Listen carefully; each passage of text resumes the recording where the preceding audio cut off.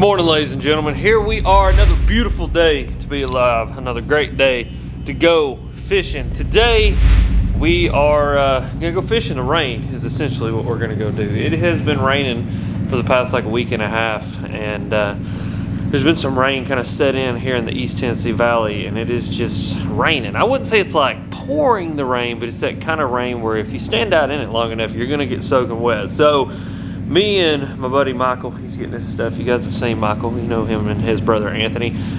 We've grabbed the AFCO rain suits and we got the boat hooked up here, and we're gonna go see what we can get done. My plan today is, I have no idea. My plan last week would have been I'm gonna go punch a bunch of grass, but with all this rain, you know, they could or could not be in that grass. There also might be the chance for a big striper to eat. Heck, I don't know. I mean, it's one of those things that I have zero expectations about what's going to happen today. We're just going to go try to catch a bunch of fish, because today, days like today in the fall have been some of the best days when I've caught some of the biggest fish, because it's those overcast, cloudy, crappy days when a low pressure is just sitting in on top of you, and you can go and lock something like a jaywalker or a frog in your hand and just straight smash them in the face. And so that's the plan. Now, do plans always work out? Absolutely not. It's like when I was at Mr. Jimmy Houston's house. The plan was to catch them all on a frog, but instead I caught them all on a Beast Coast jig, which either way, I'm not complaining. So that's what we're gonna go see. That's what we're gonna go do. And we're gonna go see if we can catch a bunch of fish. Michael, what do you think? I'm thinking it's time to go stick some. Heard that. It's been a while since I've had a rod band, and I am ready to get on them. Heard that, boys. I'm gonna get me a shirt. It's ready. It's time to go stick some. Time to go stick some. Let's go stick some. All right.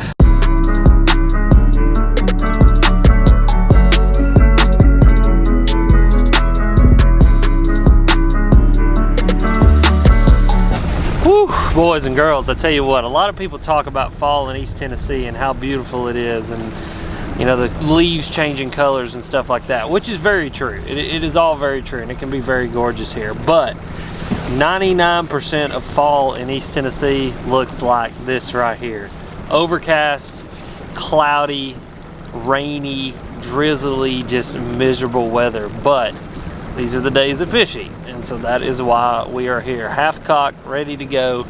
I think the first thing we're going to do is go run some rocky bluffs and some points with the jaywalker and see if we can make something happen that way. And then if not there, I got a grass mat with my name on it waiting for me, and we're going to go down there and see what it's all about. But yeah, I just want to like dispel the myths of fall fishing is always going to be this like beautiful time of year where all the leaves are golden and brown and, you know, kids are playing in the leaves. No, fall fishing is this. This is fall fishing, where you got to have the AFCO rain suit on. It's like 48 degrees and raining. This is what it's about. So yeah, I'm gonna actually put this camera away because it's starting to rain pretty hard. We're gonna get up here to the first spot and we're gonna see what we can get done.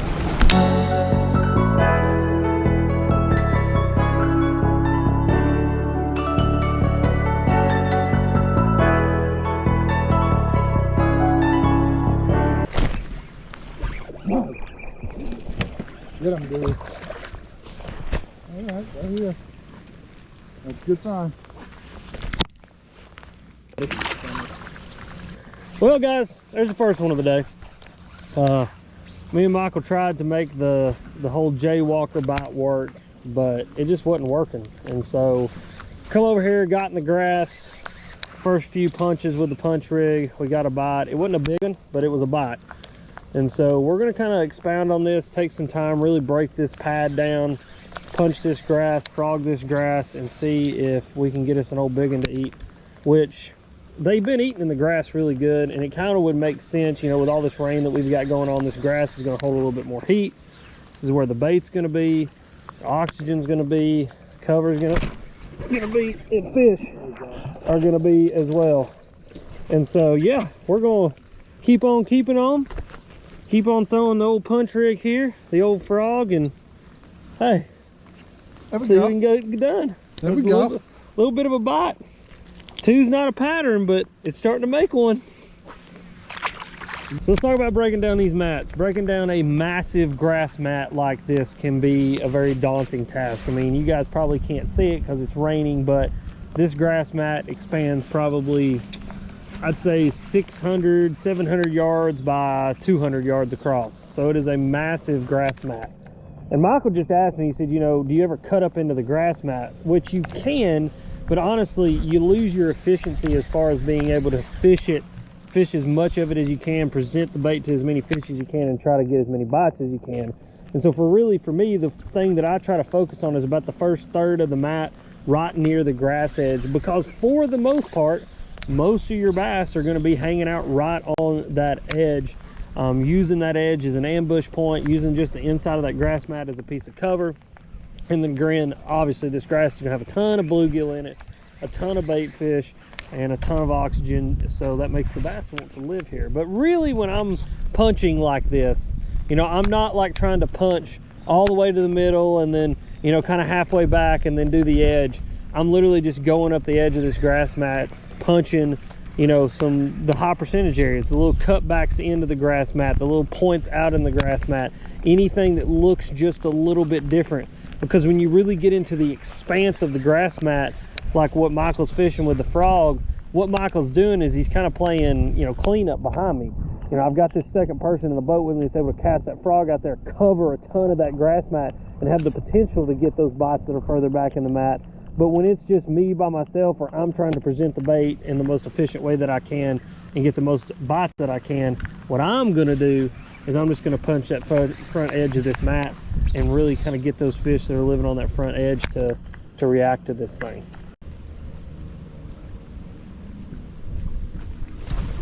I'm on your Get him out of it. No, get your right foot. Get your right foot up. Get you up. Keep going. Keep going. Keep going. Keep going. Keep going. Keep going. Keep going. Get in here. Get in here. Oh. Okay. I am officially no longer a virgin. Oh yeah. There's your first frogfish, dude. Woo, baby. Good job, man. Oh yeah. Thank you. Yep. Good work, man. All right. Dude, the reaction out of that. This is my kind of day right here. Yep, 3 rods on the deck. When I can have them 3 on the deck right there. It's a dream. It was all a dream.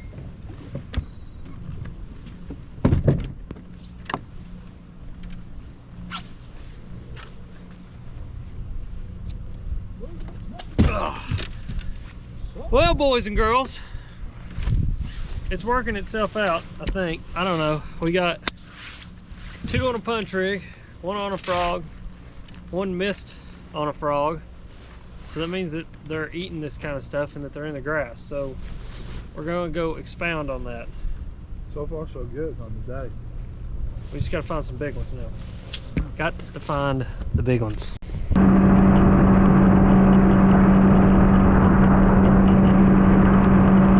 You do me a favor? Yeah. Grab that Swimjig out of there for me that I put up. Should never put that thing up.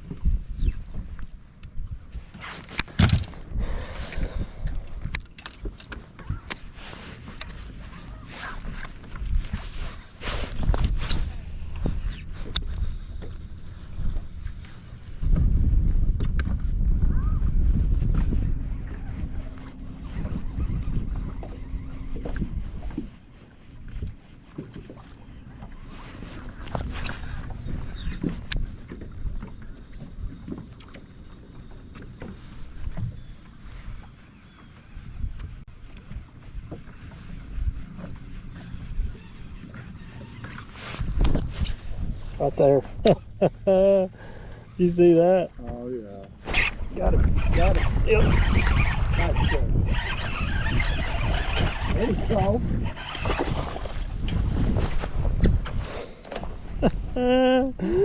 That was fun, dude. What did I literally just say? Right there. Let me see if I can get one to bite on that Swimjig.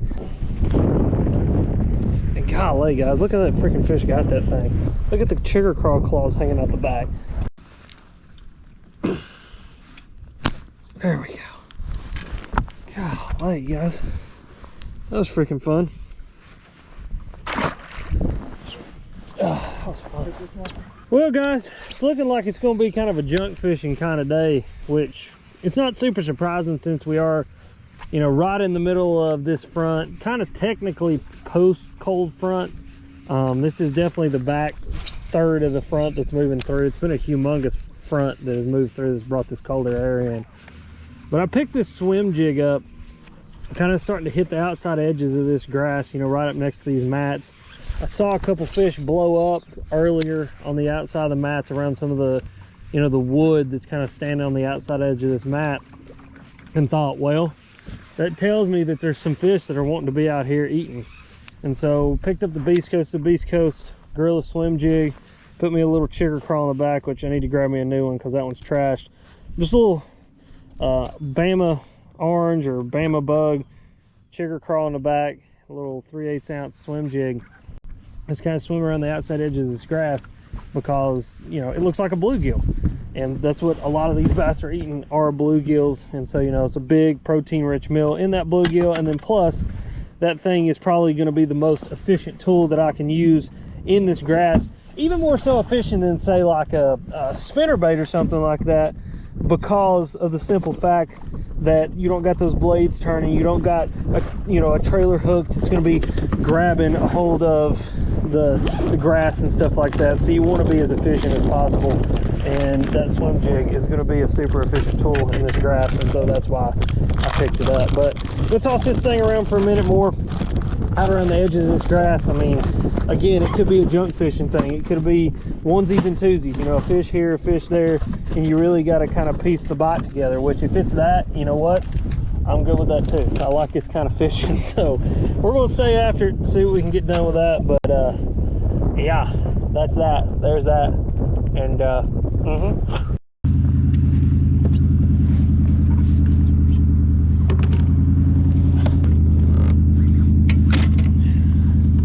all right,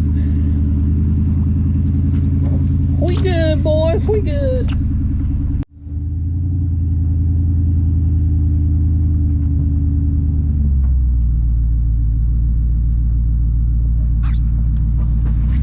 Whew, tell you what, boys, it was not for a lack of trying today. It was not for a lack of trying today. We're gonna get the boat hooked up here. We're gonna go grab us some food, get back to the house, and I will see you guys when we get there, because I'm soaking wet and don't feel like talking anymore.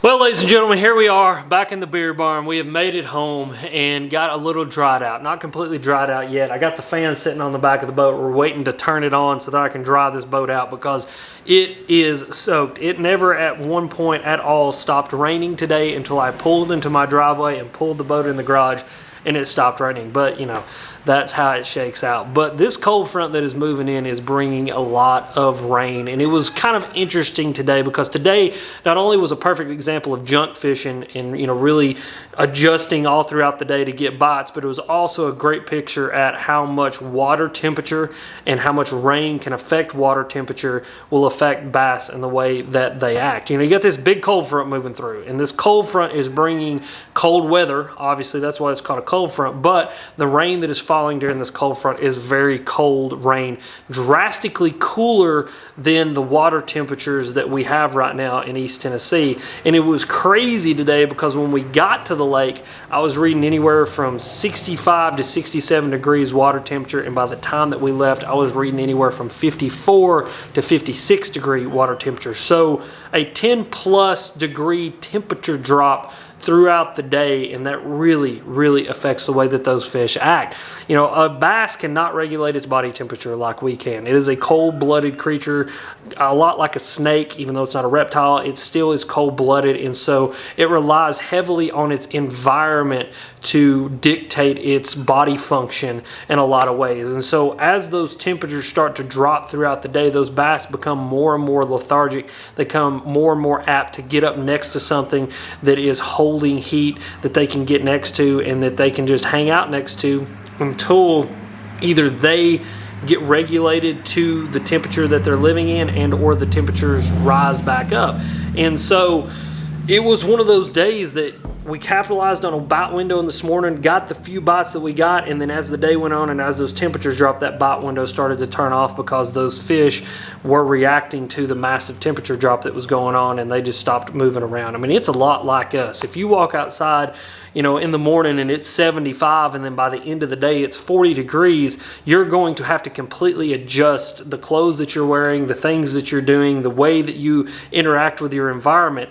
Well, we have that luxury of being able to do those things and be able to react to our environment, where a bass just has to live in the environment and kind of react in the way that they can react, which usually is get into the grass, get up next to something, and just hang out until the change stops changing.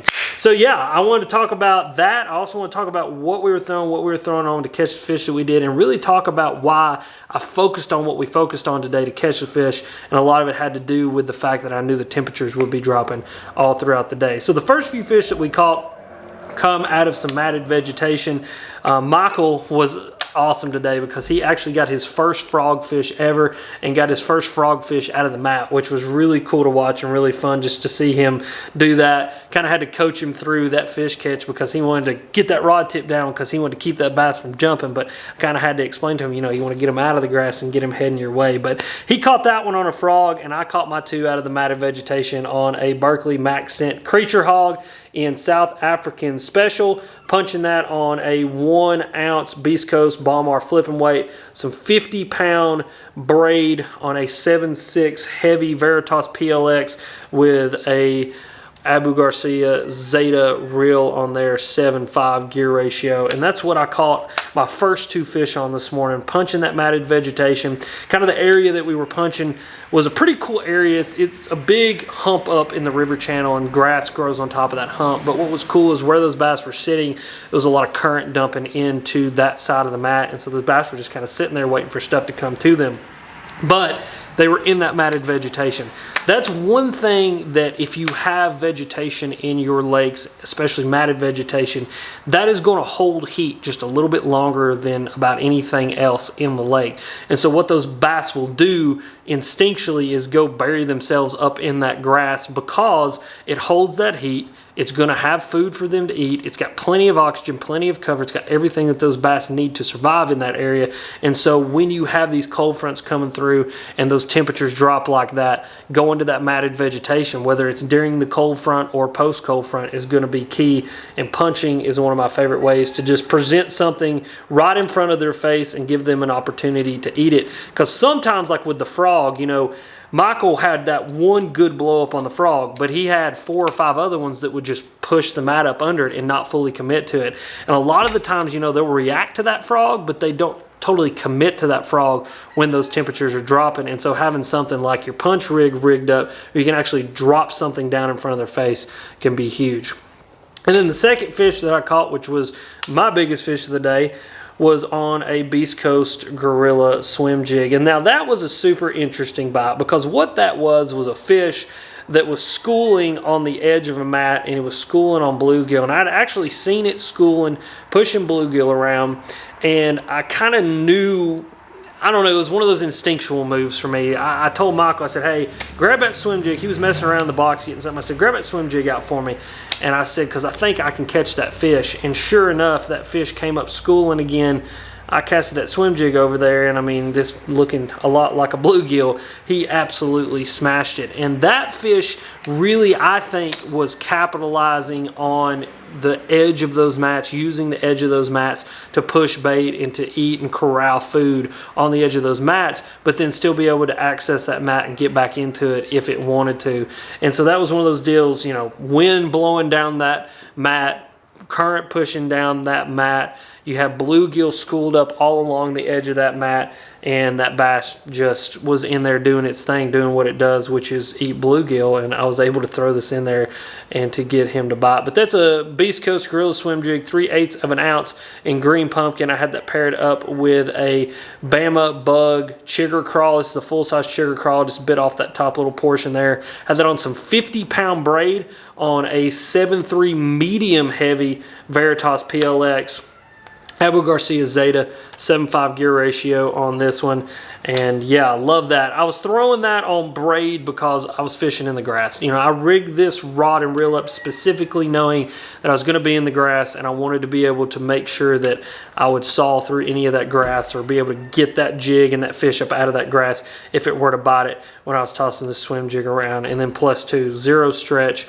You know, you can hit them fish hard, get that hook into that fish's mouth, and as you guys saw, it was hard to get that hook out of that fish's mouth because I got that big 6/0 or 5/0, excuse me, sea-wash hook into that thing's mouth and didn't have to worry about it coming off. But yeah, guys, that's what I was throwing. That's what I was throwing it on. Today was interesting. I thought I would share just kind of my point of view of what happened today and why the fish bit the way that they did. And a lot of it just had to do with those dropping temperatures and those fish reacting to those dropping temperatures and doing what they do instinctually, which is go find a place to hide until either the temperatures regulate themselves and or the bass regulate themselves. But as always, guys, thank you for watching. Questions or comments, you know where to go leave them. Also, go make sure and check out my brand new live stream channel. I've moved all of my live content over to Alex Red Fishing Live. I'll have it linked down below at the top of the description. I'll also pin it in a comment. Go subscribe to that new channel so you guys can keep up with the live streams.